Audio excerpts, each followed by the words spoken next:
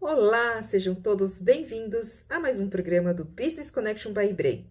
Sou a Kemi Soy de Ibrei e neste programa estamos sempre trazendo economistas, empresários e autoridades especializadas em países da Ásia. Você terá um panorama geral sobre os países asiáticos e nessa segunda temporada do Business Connection by Ibrei apresentamos um escopo diferente, com informações inéditas, dicas culturais, dicas de etiqueta nos negócios e relatos da trajetória de empreendedores bem-sucedidos que vivem nos países asiáticos onde se estabeleceram. No episódio de hoje, vamos conversar com a Meiri Nussbacher e a Georgia Spoirer, duas empreendedoras brasileiras que abriram negócios no setor da gastronomia em Israel. Meiri Nussbacher fez Aliyah há 4 anos atrás com a sua família. Ela é formada em moda no Brasil, trabalhou nas maiores empresas de e-commerce da América Latina e decidiu abrir a brigadeiria após não conseguir se encaixar no mercado de trabalho em Israel devido ao idioma. E se o brigadeiro é famoso em todo o mundo, por que ele não seria em Israel também? Georgia Spoirer é formada em engenharia civil e pós-graduada em gestão empresarial. Possui 10 anos de trabalho na área de planejamento de construção civil, 20 anos de experiência em gestão de restaurantes e 15 anos de experiência em gestão em rede de cafeterias. Fez Aliyah em 2016 e abriu o Origin Fresh Coffee em 2017 em Tel Aviv. Aliyah quer dizer imigração de judeus de outros países para Israel, onde o governo israelense oferece alguns benefícios como o estudo da língua hebraica, ajuda com a moradia e o trabalho para se manter no início da adaptação. Muito obrigada pela presença, senhora Meiri Nussbacher e senhora Georgia Sporer. Agora, Georgia, vamos começar com você. O que a levou a sair do Brasil e se mudar para Israel? Olha, meu marido é muito empreendedor. Isso é uma característica que vale a pena registrar, porque é difícil você pensar que aos 50 anos você vai sair do país e começar uma vida nova tão distante, mas ele tem realmente um espírito empreendedor muito grande. Eu tenho duas filhas, a mais velha veio com 18 anos fazer um programa de estudo aqui em Israel, e nós viemos visitá-la. Foi a primeira vez que viemos a família toda aqui visitar Israel e ficamos encantados. Eu gostei muito daqui, senti uma conexão muito forte, uma segurança muito grande. Isso é importante dizer, porque no Brasil a gente ouve muitas notícias, né, falando de guerra, falando dessa insegurança em Israel, mas ao contrário disso, eu tive um sentimento de muita segurança nas ruas, de poder andar pela rua, me sentir segura, me sentir tranquila, andar de ônibus, andar a pé, andar de noite, andar de dia. E isso era um desejo muito grande meu, de morar num lugar que eu me sentisse mais segura. A insegurança no Brasil me afligia muito. Eu tenho duas filhas e era sempre aquela angústia de sair à noite. Isso me desestabilizava muito. E quando viemos, ficamos encantados com essa situação. Quando ela voltou do programa, ela disse: vou fazer Aliyah, vou morar em Israel. Isso despertou na gente a vontade de pensar no assunto, de pensar como seria se nós viéssemos também para cá e tal. Demoramos um pouco mais, porque para uma menina de 19 anos, 20 anos, é fácil fazer uma mudança dessa. Mas para um casal, uma família, né, é mais difícil. Mas conseguimos planejar a nossa saída. Nós trabalhávamos também com cafeterias no Brasil, mas conseguimos fazer uma transição, vendemos o negócio e viemos para Israel e começamos aqui com essa bagagem que a gente já tinha, né, do Brasil. Nós chegamos há 4 anos e meio atrás, final de 2016. Minha filha veio antes, nós viemos depois, e estamos aqui há 4 anos e meio, já com o café, trabalhando e vivendo aqui, e muito felizes de estar morando aqui em Tel Aviv. Muito obrigada por compartilhar sua trajetória conosco, Georgia. É muito interessante, né, que você conseguiu manter o seu negócio, né? Você já, como você mencionou, você já tinha o café aqui no Brasil e você conseguiu levar esse mesmo negócio em Israel. Claro que as condições, as leis são diferentes, mas o mesmo negócio. E aí, só uma curiosidade também, por acaso, no seu café você vende pão de queijo? Sim, nosso café não é caracterizado como um café brasileiro. porque como ele é uma cafeteria e não temos comidas, tipo refeições, é uma cafeteria com lanches, com tortas, sanduíches, pouca coisa assim de alimentação. O foco é realmente o café, nós trabalhamos com café especial, é o segmento que a gente foca. Então, é uma cafeteria que atende a vizinhança, atende a redondeza. Então, nossos clientes são majoritariamente israelenses que moram aqui nessa região. Mas todos os dias temos clientes brasileiros. E para atender esse público também, nós temos pão de queijo e brigadeiro. São os dois itens brasileiros que nós temos, né, que são os principais itens de consumo em cafeteria no Brasil. E então é isso, pão de queijo e brigadeiro. Temos também café filtrado, porque como café especial a gente também trabalha com vários processos de extração do café, além do café expresso. Mas é só isso. Tem muita gente que chega do Rio de São Paulo, não tem coxinha, não tem tapioca, não tem empada. Não, não tem. Aí quando pergunto muita coisa, eu digo, olha, tem a brigadeiria lá em Hanana, que eu sei que tem de tudo de comida brasileira. Mas aqui, infelizmente, a gente não tem nem cozinha na loja, então é brigadeiro e pão de queijo. Acabou.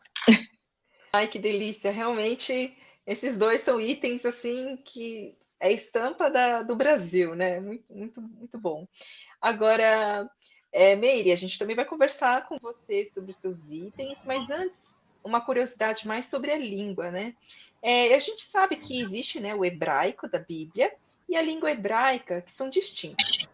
Gostaria que você compartilhasse com a gente como foi a sua adaptação em Israel em relação à língua. Você fala hebraico? Bom, eu estudei a vida toda em colégio judaico, né, escola judaica, e lá eu aprendi toda a base, um pouquinho mais do que a base de falar hebraico. Porém, como eu fiquei muitos e muitos e muitos anos sem praticar, você acaba esquecendo a língua. Quando eu cheguei aqui em Israel, nossa, acho que eu só sabia falar oi, né, shalom, todá, e acabou, só. Eu me senti muito fora um pouco como se fala, fora da piscina, né? Tipo, entrei num lugar que eu não sabia nem falar praticamente nada. E tudo que eu aprendi na escola eu já não sabia mais. E aí eu comecei a fazer Ulpan, que Ulpan é uma escola para quem são as pessoas que chegam, né? Os Olim Hadashim, que fazem Aliyah, que se mudam para Israel. Você tem até 10 anos para fazer esse curso aqui em Israel. Então, assim que eu cheguei, eu fiz 6 meses desse Ulpan, que são 5 horas por dia, de domingo a quinta. E foi lá que me deu essa base para poder sair na rua e ir para um supermercado, para ir para uma farmácia, porque lá o ensino, você aprende muita coisa todo dia, mas até você absorver isso e sair na rua, você não sai falando de uma hora para outra, né? Então, para mim, eu tive demorei um pouco mais para poder aprender o hebraico. Onde eu ia, em lugares que eu precisava, supermercado, farmácia, médico, toda hora meu marido estava comigo, porque meu marido é filho de israelense, então o hebraico dele é muito mais avançado. E eu consegui aprender o hebraico quando quando eu comecei a trabalhar. Quando eu comecei a trabalhar com brigadeiros, né? Eu abri um Duhá, num quiosque bem pequenininho no shopping Azrieli, em Tel Aviv. E quando eu comecei a trabalhar, eu sabia falar somente 10 palavras. Se você me perguntasse tudo sobre o brigadeiro, eu estudei as 10 palavras que poderiam me perguntar do que o brigadeiro é feito, da onde que vem o brigadeiro, né? São palavras que eu consegui decorar e eu consegui formar as frases. Se alguém me perguntasse alguma coisa que não fosse do brigadeiro, tipo onde é o banheiro, qual é a loja, blá blá blá, eu não sabia responder. Então, assim, trabalhar todas as quintas e sextas-feiras foi abrindo mais o meu ouvido, eu escutava, comecei a entender tudo que meu marido falava com outras pessoas por telefone. Acho que o processo foi um pouco lento. Eu não falo para você hoje que eu falo hebraico fluente, porque eu não falo. Eu tenho muita dificuldade de misturar, de falar na frase o passado e o futuro, que eu acho muito difícil. Mas eu vou te dizer que eu me viro. Hoje, se alguém vem aqui, me fala, conta uma história, ou quer saber tudo do brigadeiro de São Paulo, do Brasil, eu sei falar. Que interessante. Obrigada por compartilhar também essa sua adaptação. E uma curiosidade também, então, por exemplo, uma pessoa que não consegue falar o hebraico com o inglês, ela teria muita dificuldade de desenvolver um negócio. Olha, se a pessoa sabe o inglês, já é assim 70% do caminho andado. Eu não tinha o inglês nativo para sair conversando também, e o meu hebraico era muito restrito. Então, acho que foi na raça mesmo, ter que sair para trabalhar, para conversar, para poder escutar palavras novas, para eu começar o hebraico a entrar na minha cabeça. Não é uma língua fácil, é uma língua muito difícil. Não é igual o português e o inglês que tem que você fala você tanto para o homem tanto para a mulher. O você aqui é uma coisa, o você mulher, você homem é uma coisa, e você falando com a pessoa você mulher é outra. Então é muito difícil, e além de escrever também de trás para frente, né, da direita para a esquerda, do que da esquerda para a direita. Mas se a pessoa vem, eu tenho muitas amigas que moram aqui há mais de 10 anos e até hoje não falam hebraico, só falam inglês. Então, assim, acho que é a escolha de cada um, né? Eu acho que eu escolhi, talvez não da melhor forma, aprender o hebraico, acho que foi mesmo na garra mesmo, né? Na marra. Mas tem gente também que fica anos e anos fazendo Urpan e tem dificuldade com a língua, não tem jeito, né? Eu não sou uma pessoa que tem muita facilidade com línguas. Então, eu vejo hoje meus filhos, criança, né? Criança, você coloca ele numa língua, outra em outra, eles aprendem muito fácil, 2, 3 línguas. Eu já tenho uma dificuldade muito grande. E acho que o hebraico já não ajuda também, por não ser uma língua tão fácil de falar. Georgia, você gostaria de fazer um comentário? Eu e Marcelo, quando chegamos aqui, nós já chegamos bem decididos, nós passamos um mês antes da Aliá, aqui em Tel Aviv, já estudando o negócio, o que seria, como seria, as diferenças, né, e procurando profissionais que pudessem nos ajudar. Então, nós também não falávamos hebraico, nada de hebraico. Começamos a estudar um pouquinho no Brasil, mas muito pouco. Lá em Salvador não temos escola judaica, então realmente era zero de hebraico. Mas o inglês ajuda muito. Tem uma grande diferença que eu gostaria de falar assim, para as pessoas do Brasil, é o seguinte: quando você chega aqui, principalmente no centro do país ou nas grandes cidades como Tel Aviv, você chega falando inglês, você se vira muito bem com o inglês, muito bem. Diferente de cidades menores, enfim. Mas eu tenho amigas que vieram sem falar inglês, que eu conheci aqui, né, sem falar inglês, e o que acontece? Elas aprenderam hebraico mais fácil do que eu. Por quê? Quando você não fala o inglês, você tem que se expor ao hebraico e meter a cara e aprender, trabalhando, aprendendo. No nosso caso, nós já chegamos com o modelo de negócio definido, então nós já partimos para alugar o espaço, começamos o Ulpan também, mas assim, o tempo foi passando e nós arranjamos o espaço e nós abrimos o negócio em 6 meses. Isso dificultou a gente estudar mais hebraico. Então, nós partimos para o inglês, abrimos a loja sem falar muito. Como a Mary falou, nós também aprendemos o vocabulário básico, que dizia respeito ao café, e eu consigo atender um cliente que chega só falando hebraico, eu consigo ir falando aquilo, mas se ele puxa uma conversa um pouco diferente, acabou, não tem mais papo. Aí eu digo, pode falar inglês e tal, e troco para o inglês imediatamente. Mas assim, então, é uma faca de 2 gumes. Se você vem falando inglês, é mais fácil, porque você fala inglês, você se comunica. Mas aí você tem a dificuldade natural de aprender hebraico, quando você consegue se virar com o inglês. Quando você não sabe inglês, o lado ruim é que as coisas são mais difíceis, mas, por outro lado, o hebraico vai entrando mais facilmente, né, na sua vida. Concorda, Mary?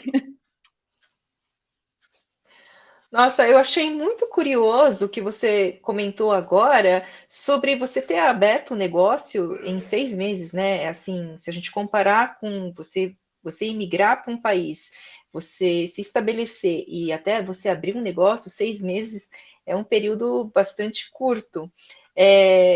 Então, eu vou aproveitar e fazer uma pergunta. Eu tenho várias perguntas, mas eu vou aproveitar e para linkar com isso que você comentou, e eu gostaria que você falasse um pouquinho sobre a burocracia, então, e a taxação de impostos, né? Porque a gente sabe que todo empreendedor brasileiro possui e assume, ao abrir um negócio aqui, né, você já está assumindo e você tem uma série de tributações. E você poderia compartilhar, então, como é esse processo em Israel? O Brasil é realmente um país muito burocrático, isso todo mundo sabe, não é novidade para ninguém, mesmo quem nunca foi empresário no Brasil sabe que a burocracia é muito grande. Quando chegamos em Israel, as pessoas comentavam também, mas aqui a burocracia é muito grande, tem certeza que vocês já vão partir para abrir um negócio? E é verdade, tem muita burocracia sim, e eu sempre disse, para quem vem do Brasil, tira de letra. Então, às vezes, as pessoas também perguntavam no começo, Georgia, o que você acha de eu abrir um negócio? Primeira pergunta que eu faço é o seguinte, você foi empresário no Brasil? Se foi, ok, você vai se virar bem aqui. Mas se você nunca foi, Israel tem muita burocracia.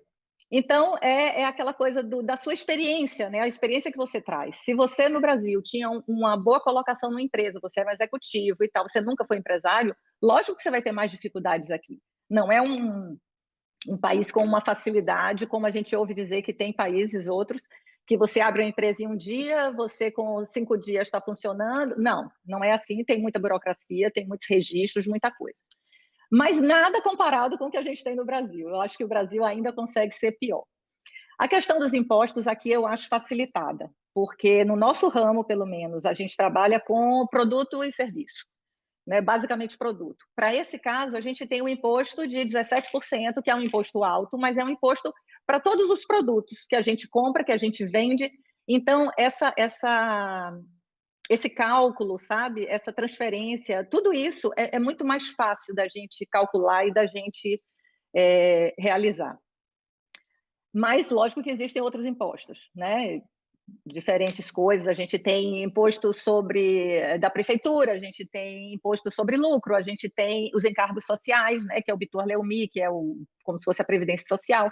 Então, existe uma burocracia, você precisa de um contador, é importante que você ache um contador, que você se comunique bem.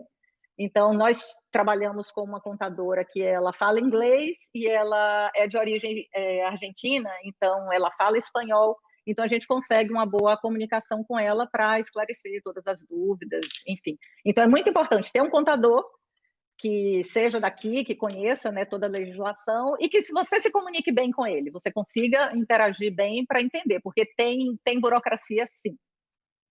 Realmente, burocracia em todos os países para abrir negócio faz parte do pacote, né? E o contador é importante também em todos os países, acredito. Não sei se a Meire, você gostaria de fazer alguma observação em relação a como foi a questão burocrática no seu negócio? Sim, a gente abriu também depois de 1 ano e meio de estar aqui em Israel. Por eu trabalhar com segmento de confeitaria, aqui tudo você precisa de permissões. Então, se eu quero trabalhar com ovo, eu preciso de uma permissão. Se eu quero trabalhar com farinha, eu preciso de uma outra permissão. Se eu quero abrir qualquer tipo de produto que eu for trabalhar aqui, eu preciso ir na prefeitura, solicitar um Ishur, né, uma permissão para eu poder trabalhar com esse tipo de produto, porque se de repente o Ministério da Saúde vem na minha loja e eu estou trabalhando com um produto que eu não deveria, tipo, eles fecham minha loja. Né? Então, assim, aqui essa parte para a gente de burocracia foi muito grande. Eu adoraria fazer 1.000 outras coisas aqui na loja, mas devido a todas essas permissões, a gente teve que restringir. Tipo, no Brasil, praticamente, você quer vender coxinha, você vende coxinha, você quer vender bolo, você vende bolo. Tudo que você quiser fazer na sua loja ou no seu restaurante, você pode fazer. Aqui não. Aqui, se eu quiser trabalhar com bolos, por exemplo, bolo de brigadeiro, eu preciso de um enxurro, porque o bolo vai farinha e vai ovo. Então, é muito complexo. A gente teve bastante dificuldade de abrir a brigaderia, né? Tanto que eu tive que abrir a brigaderia primeiro como um bait café, parecido com o do Café Origem, porque para você abrir um café, aqui é mais fácil do que você abrir uma doceria ou uma confeitaria. Então, a gente começou como um bait café, então eu vendo ainda cafés, eu também vendo pão de queijo, eu vendo tapioca, eu vendo milkshakes, eu vendo uma seleção de coisas, mas o meu forte é o brigadeiro. Então, por causa do corona também, a gente acabou, nesse meio tempo, vendo o que realmente a gente mais vendeu durante esses 5 meses que eu tinha aberto, porque eu abri a brigadeiria, realmente, ela abriu 4 meses antes do corona. E em 5 meses eu tive que fechar a loja. Mas para a gente foi muito bom, porque eu tinha 6 funcionários na loja e a gente conseguiu perceber que eu não precisava de tudo isso. E eu não precisava ter um bait café, não precisava vender saladas, sanduíches, pastas, tudo isso eu tirei do meu cardápio. Então, para mim, essa parte que quando teve o corona, que a gente teve que fechar a loja, todos aqueles issurinhos, todas aquelas permissões que eu demorei um tempão para conseguir, foi tudo para o lixo. E a gente viu que realmente o que mais a gente vende aqui na brigadeiria é brigadeiro. Bom, pelo que vocês duas falaram, eu entendo que, além da burocracia tradicional, né, para qualquer negócio, parece que existe uma segmentação maior de permissões, né, comparando aqui com o Brasil. É isso que eu entendi. Muito. Se eu estiver errado. Exatamente isso. Exatamente isso. Para você trabalhar com qualquer tipo de produto em Israel, você precisa pedir uma permissão na prefeitura para você poder trabalhar com aquele produto, e você tem inspeção de pessoas vindo na loja para ver se realmente como ele está sendo trabalhado, se o ovo está armazenado da forma certa, se a farinha, se ela está sendo limpa, né, da forma, como se fala, peneirada da forma certa. Então, você pensa 200 milhões de vezes antes de querer acrescentar mais alguma coisa, um produto novo na loja, porque é caótico. Agora você me trouxe uma questão que eu gostaria de saber de vocês duas, essa questão da vigilância sanitária.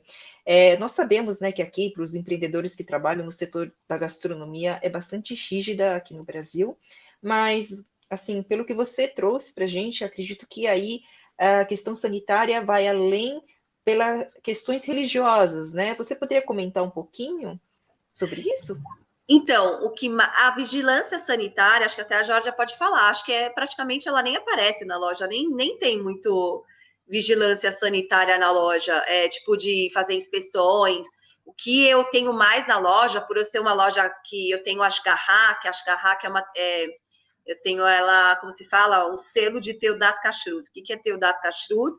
Que a minha loja, ela é inspecionada todo dia por tipo de um masguiar, né, ou tipo um rabino, que vem verificar se todos os produtos que eu trabalho são produtos kasher, né? Então, ainda mais eu, que eu trago muitos granulados do Brasil, muitos tipos de chocolates belgas que eu trago da Bélgica, enfim, cada hora ele pega todas as minhas embalagens para ver se eu tenho o selo da Teudat Kashrut, né? Se eu estou vendendo um produto kasher, né? Então, isso mais, eu tenho que estar mais de acordo com essas leis para eu continuar tendo essa Teudat Kashrut, né? Esse selo.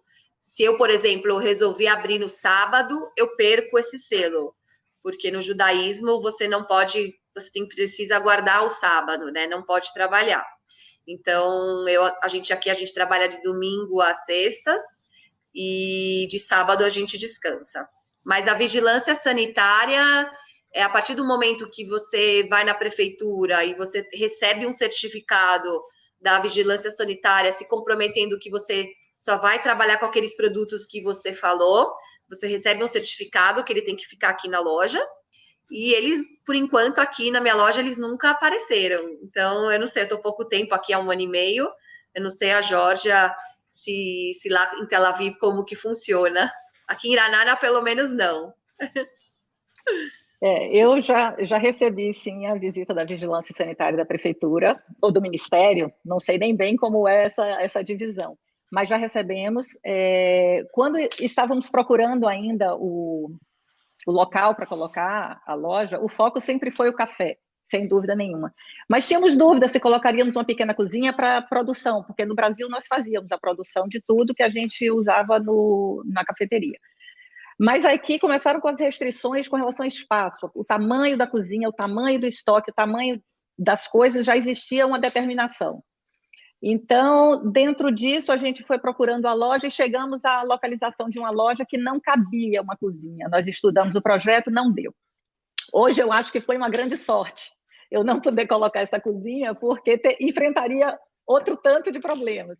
Então, a gente tem autorização de funcionar como Beit Café, a gente pode vender esses produtos que são fornecidos, né, por outras empresas. Então, eu não tenho cozinha, eu não produzo. E a vigilância, quando visitou, ela visitou realmente para verificar as instalações, o estoque, a organização dos equipamentos, a pia, disposição de produtos de higiene, de produtos de limpeza, o acondicionamento dos produtos alimentícios. Então, foi uma vigilância, uma inspeção nos moldes da que a gente tem no Brasil. Mas, felizmente, estava tudo correto e foi uma visita e só. Mas, assim, e temos visita da prefeitura no sentido mais do espaço, porque nós pagamos pelo uso da área externa, essa autorização é renovada a cada ano, então eles são muito ativos nisso. Então, todo ano ele chega ali certinho na data para ver se já foi paga o uso da área, da calçada e tal. Mas, assim, a vigilância tivemos uma visita, eu me lembro bem, talvez 2 visitas e só. Mas bem nos moldes assim da vigilância brasileira. E nós não somos caché, nós abrimos todos os dias da semana, de domingo a domingo, inclusive a maioria dos feriados a gente abre, só fecha realmente nas determinações feitas pela prefeitura, né? Aí a gente acata esse fechamento, porque Tel Aviv é uma cidade, o slogan da cidade de Tel Aviv é a Tel Aviv que não para. Então, assim, realmente a gente na rua o tempo inteiro, nós não trabalhamos com bebida alcoólica, não tiramos a permissão para bebida alcoólica, pelo foco ser café, então nós fechamos às 7 da noite, mas ao sair da loja a gente vê os bares funcionando, então realmente é uma cidade que tem atividades o tempo inteiro, tem comércio o tempo inteiro, nós trabalhamos só durante o dia, né, e ok. Mas realmente Tel Aviv é uma cidade que, assim, faz muita diferença para o negócio, para o faturamento, você abrir também no Shabbat. Nossa, riquíssimas essas informações. Obrigada a vocês duas por estarem trazendo isso para a gente nesse programa. Agora, continuando, Meire, eu queria conversar com você sobre o seu ponto de vista sobre as diferenças de hábitos alimentares, né? Você já comentou a variedade de produtos que você comercializa no seu negócio. Sim. E eu gostaria que você falasse qual é a diferença principal dos hábitos dos brasileiros com os israelenses, como é a aceitação dessa culinária brasileira que você trouxe, em especial a sua especialidade do brigadeiro. Como é isso em Israel?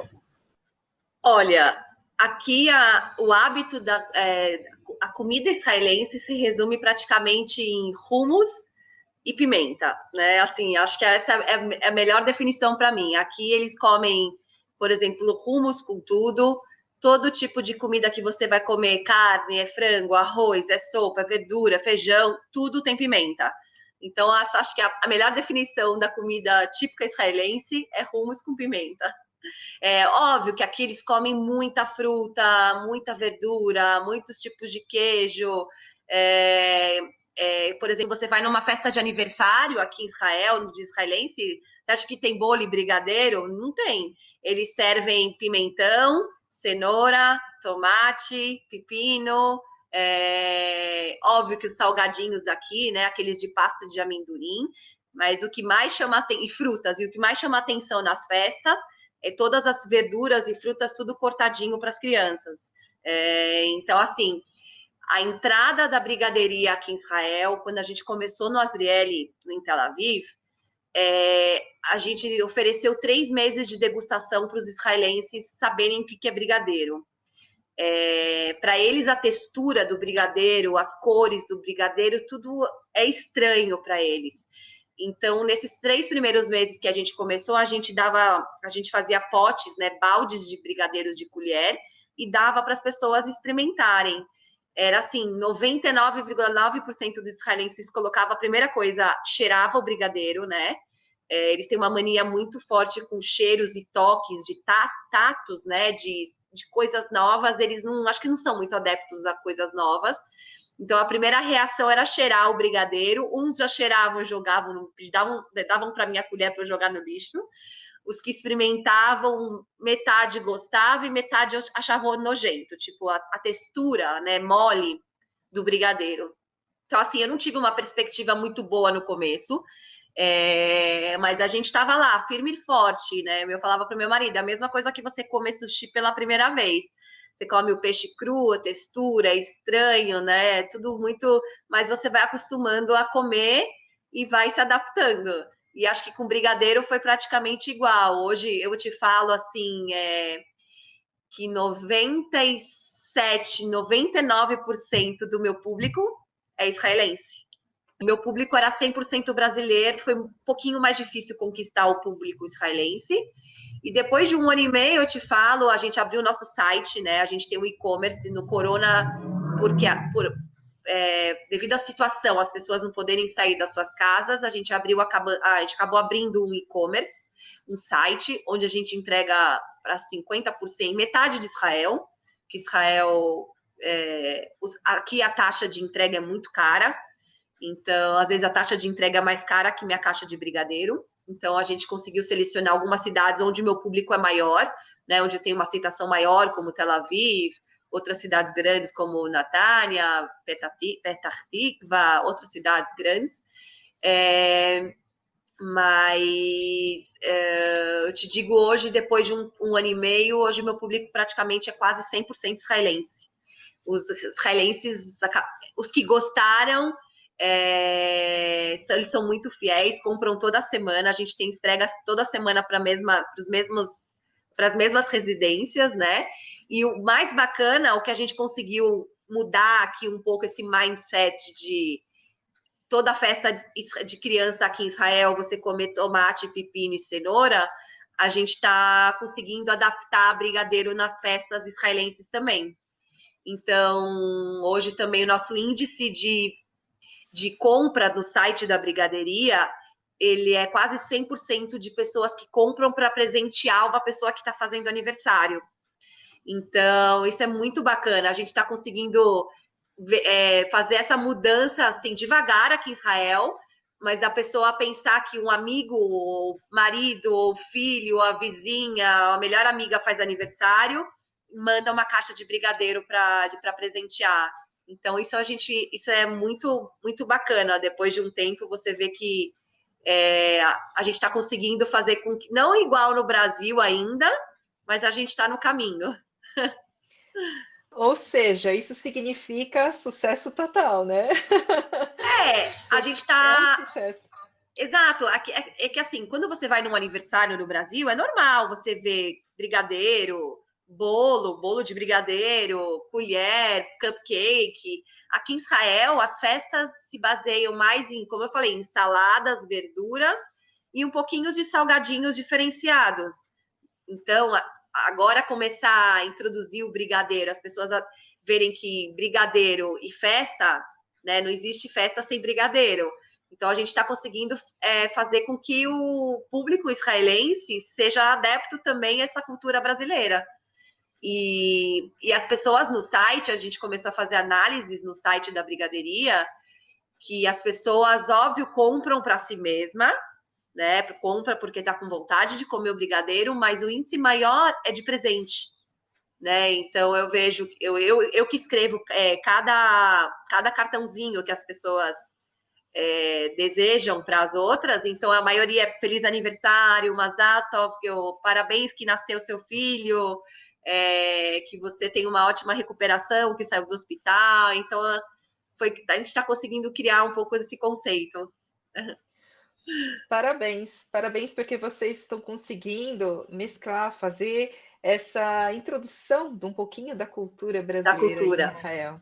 Isso Exato. isso acontece eu acho que na economia mundialmente, assim como está acontecendo a inclusão do K-pop, por exemplo, no mundo inteiro, você está conseguindo fazer com o brigadeiro aí em Brigadeiro. Israel. Parabéns.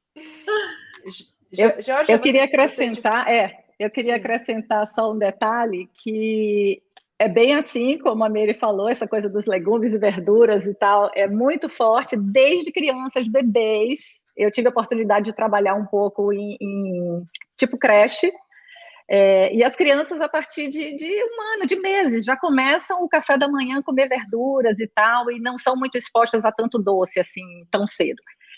No café, no início, também fizemos muita degustação do pão de queijo, para que as pessoas experimentassem, mas a curiosidade que eu queria acrescentar é que muitos israelenses, após o serviço militar aqui em Israel, eles viajam para o Brasil, para a América do Sul.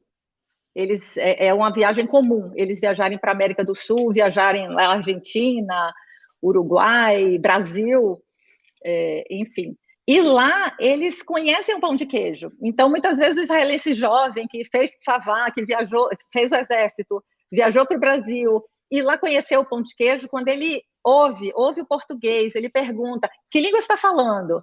Ah, estão falando português. Vocês são da onde? Do Brasil. Aí a gente fala, já estive no Brasil. A gente mostra a foto do pão de queijo, eles já... tem pão de queijo? Então eu quero pão de queijo. Então, assim, tem esse vínculo, assim, com o pão de queijo, especialmente, de eles já terem experimentado numa viagem ao Brasil e ficarem surpresos de encontrar o pão de queijo e experimentar de novo. No caso do brigadeiro, eu concordo total com a Mary, porque no começo foi bem difícil, assim, a gente às vezes oferecia, às vezes sugeria, mas eles acham muito doce, apesar de que os produtos aqui são diferentes, não são os produtos brasileiros, e o nosso brigadeiro, pelo menos eu acredito que ele é bem menos doce do que o Nescau com leite condensado que nós temos no Brasil, do leite moça, né? Eu lembro que depois de um tempo já fazendo o brigadeiro com os ingredientes daqui, minhas filhas foram ao Brasil e trouxeram Nescau e leite condensado. E quando fez e eu provei, nossa, achei tão doce, sabe? Já eu senti que o meu paladar também já estava mudando com relação a isso. Já estava achando doce demais o nosso brigadeiro bem tradicional, sabe? Mas é isso, aos pouquinhos, eu acho que eles têm uma simpatia muito grande pelo povo brasileiro, pelo Brasil, e gostam muito do atendimento dos brasileiros, com certeza na brigadeiria também eles devem fazer referência a isso. Então, eles se sentem muito à vontade, e eu acho que isso ajuda também a experimentar e incorporar essa culinária, esse pouco da culinária brasileira. Agora, Georgia, mudando um pouquinho de foco e falando, né, sobre o povo mesmo, daí de Israel. Nós sabemos que Israel é um país judeu, mas eu acredito que outras pessoas que não são judias, né, também moram em Israel. De qual religião ou região essas pessoas são essas pessoas? E qual seria a porcentagem dessas pessoas? E será que existe algum tipo de discriminação em relação a isso? Eu gostaria que você compartilhasse com a gente como é a convivência no dia a dia com essas diferentes etnias. Você já comentou que você está em Tel Aviv, então, assim, que seria, na verdade, a maior cidade, né? E eu gostaria que você comentasse, já que a gente comentou também já sobre a questão da língua também, então sabemos que existem alguns árabes também, e quem que falaria mais o inglês. Acho melhor você falar um pouquinho sobre essas diferenças. Essa pergunta daria uma resposta de, no mínimo, umas 3 horas. Mas, assim, a maior cidade de Israel é Jerusalém, na verdade, e Jerusalém é majoritário. Jerusalém, eu não sei nem bem falar sobre Jerusalém, porque não é a minha vivência, mas temos muitos judeus em Jerusalém, muitos judeus ortodoxos em Jerusalém, e temos também uma grande população árabe na parte oriental. Mas em Tel Aviv, a maioria das pessoas que vivem em Tel Aviv são seculares. Podem ser judeus, a maioria é judeu, mas são judeus seculares. Aqui nós não temos muitos judeus religiosos ortodoxos morando em Tel Aviv. Então, por isso é uma cidade assim muito alegre, muito aberta, muito diversa. temos uma população super diversa aqui, em todos os sentidos. E tem cidades que também são majoritariamente árabes. Cidades menores, que têm uma população árabe maior ou meio a meio. Haifa, que é uma grande cidade do norte, tem uma população árabe grande, e isso faz com que as cidades sejam um pouco diferentes entre si. Bnei Brak, que é próxima aqui, talvez entre Tel Aviv e Iranana, tem Bnei Brak, que é uma cidade com muitos ortodoxos. Então, a vida nessas cidades varia muito, em virtude dessa população. Tel Aviv é uma cidade muito diversa, então aqui a maioria é de judeus, temos muitos árabes que trabalham na construção civil, que muitas vezes moram nos territórios e vêm para Israel, vêm para Tel Aviv para trabalhar. Temos também muitos africanos, muitos negros africanos, que vieram refugiados e foram acolhidos e têm visto de trabalho. Nos restaurantes, nós vemos muita gente trabalhando assim nas cozinhas, na parte de preparação de cozinhas e tudo, nós temos muitos africanos. E também temos os africanos judeus, que são os etíopes, que já vieram, né, há 3, 4 décadas atrás, que estão na sociedade israelense, né? Então, assim, aqui é tudo muito diverso. Aqui a gente tem muitos estrangeiros morando aqui. E aí eu digo, os estrangeiros que moram aqui em Tel Aviv, eles muitas vezes são judeus, muitas vezes não são. Muitas vezes estão aqui só pelo vínculo de trabalho, muitas vezes estão aqui por vínculo amoroso, estão vivendo com algum israelense. Então, aqui é muito difícil você sentir, sabe, esse nível assim de preconceito, ou de restrição, ou de questionamento sobre as raízes da pessoa. Tem muita curiosidade. O israelense tem essa coisa assim da curiosidade de sempre perguntar um pouco da sua vida, de onde você veio, de onde vem a família, o que é que você faz. Isso é comum, isso é um traço do israelense de modo geral. Mas, especificamente aqui, que é a minha vivência, é uma população muito diversa. Inclusive, tem essa coisa de que agora estamos no mês do orgulho, que é o mês que tem a parada gay em Tel Aviv, que sempre foi uma das maiores do mundo. Esse ano, sem turistas, não será tão grande, vai acontecer no dia 25 de junho. Mas, assim, é uma cidade realmente muito diversa. Temos muitos russos, temos muitos americanos a trabalho. E temos um grupo de brasileiras no WhatsApp, então a gente vê assim, que tem muitas meninas que vieram para cá e estão aqui ou a trabalho, ou porque tem um relacionamento com o israelense. Como eu disse, os israelenses viajam muito para o Brasil, gostam muito da cultura brasileira, se afinam, acham um país caloroso. E então, assim, eu acho que a população aqui, em Tel Aviv especificamente, é muito diversa. Mas a vivência em cada cidade varia um pouco, dependendo dessa demografia, sabe? De quem está fazendo parte dessa sociedade, em particular da cidade. Muito interessante, obrigada por ter me corrigido. Mas realmente, pelo que você falou, parece ser uma cidade, Tel Aviv, bastante cosmopolita até, né? Com muita diversidade. Muito obrigada, senhora Meire Nussbacher e senhora Georgia Sporer. Essa entrevista foi dividida em 2 partes, então aguardem o próximo episódio com a continuação da nossa conversa com as 2 empreendedoras do setor da gastronomia em Israel. Se você gostou, convido você a nos acompanhar em nossas redes sociais, compartilhe com seus amigos e ajude-nos também a divulgar a cultura asiática no mundo dos negócios. Se você tiver perguntas, sugestões sobre países e temas que você gostaria de assistir aqui, nos escreva via direct no Instagram do nosso programa. Nos vemos na semana que vem. Até lá!